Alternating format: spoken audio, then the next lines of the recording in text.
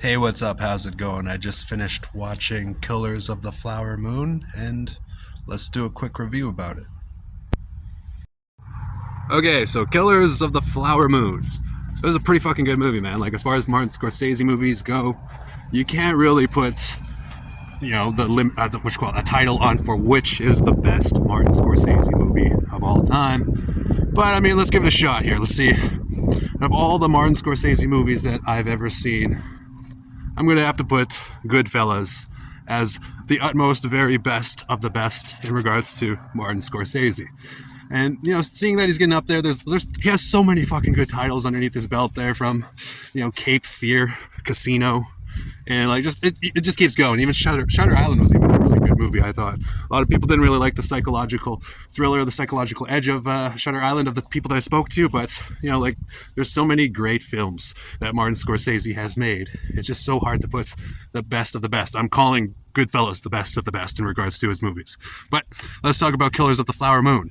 A political crime drama, a little bit of some gangster shit in regards to like the 1920s to a certain extent, and kind of reminds me of, like the missing indigenous women around the world and stuff like that. And as well as back then, they didn't really think of natives as human beings for the most part. We were just savages and stuff like that. So that really hit close to home in regards to that kind of storyline and stuff like that. But the way Martin Scorsese told that story, it was beautiful. At first, I was like, how the hell is he going to end this movie? It seems so hard to end this movie. I thought it was going to be like, well, I'm trying not to give away any spoilers, but like, I thought it was going to be like more of like a revenge kind of flick from what I read about it. But then like, the way he ended it, it was a really beautiful ending. Like, I really wish that my fiance came out to this, but she didn't want to sit through a 3-hour movie.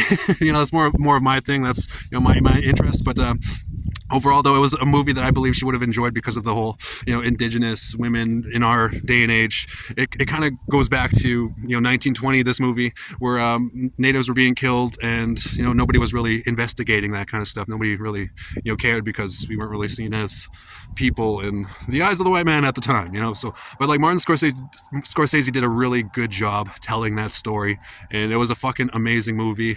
Like, it was like, I almost want to say 5 stars, and like, I don't ever give out 5-star ratings for movies. I'm really having a hard time giving out a 5-star rating for this movie, just because of how unsettling and disturbing some parts can be in regards to the way he tells the story. But it was a really fucking phenomenal movie.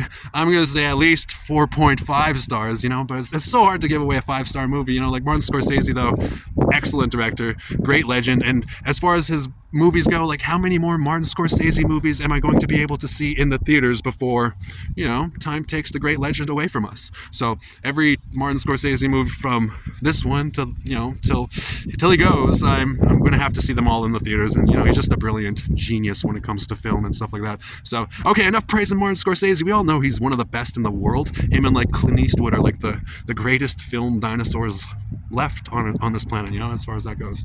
And, just overall cool guy, man. He was in the movie and everything like that, and his part was awesome. And at the beginning of the movie, again, I'm not trying to spoil anything, but at the beginning of the movie, he thanked everybody for coming to see it. So like, things like that, like, I strongly recommend going to check it out for yourself, obviously. But like, now back to like the cast, like, what you call it, Lily Gladstone did such a fucking great job as Molly, and she was just so beautiful in the part, and just the way she was, like, just perfect reactions, and it's just, you feel so bad for her, but at the same time, like, it's just a great movie overall. That, like, her part of the story. And like, Leonardo DiCaprio, of course Leonardo always delivers a tip top high performance in regards to acting.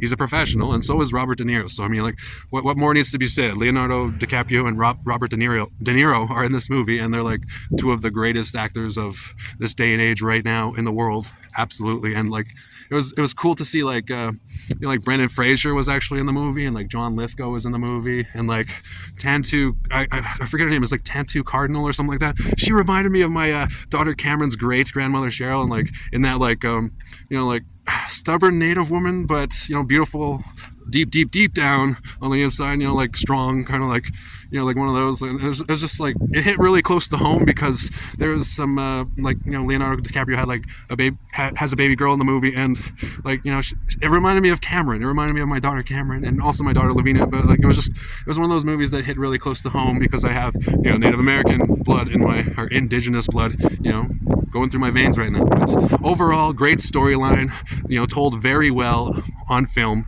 Obviously, Martin Scorsese's the best, and it was just like it was an amazing film. It was an amazing film, and like the music at for the ending, like good choice, good choice. I strongly suggest going to check out Killers of the Flower Moon for yourself in theaters. Do it now before before you know it. Martin Scorsese's going to be, like he's going to be gone one day. He's up there in age, and it's just if you love film, if you love cinema, you'll probably love this movie. Some parts are unsettling, but like just the story was amazing. Like Martin Scorsese was making this big issue with all of these comic book movies coming out and how they're just so like formulaic and stuff like that. Well, this movie, it's very realistically told in the film, and like he can back it up when Martin Scorsese is talking about the flood of comic book movies and how we shouldn't really fall for them to a certain extent, and he can back it up. He made a really good realistic crime drama with some political racism in a timepiece of in a time period of 1920, and overall just like 4.5 stars at least. It was an amazing movie. So go and check it out today, at any fucking theater that you can get to. It's totally worth it. Killers of the Flower Moon. And stay completely in tune. I had people behind me talking throughout the entire fucking movie. That part was annoying, but like I can only control myself, so I tried to focus on the fucking movie as much as I could. And by the end of it, I found myself and having a couple of tears drop from my eyes in regards to like the story being told so elegantly and beautifully, but at the same time there's some cool like gangster shit in it. So like I strongly suggest go check it out if you like that crime drama time period kind of piece. Fucking great movie overall. Okay, this review has gone on long enough, but Killers of the Flower Moon, great movie. Go check it out today.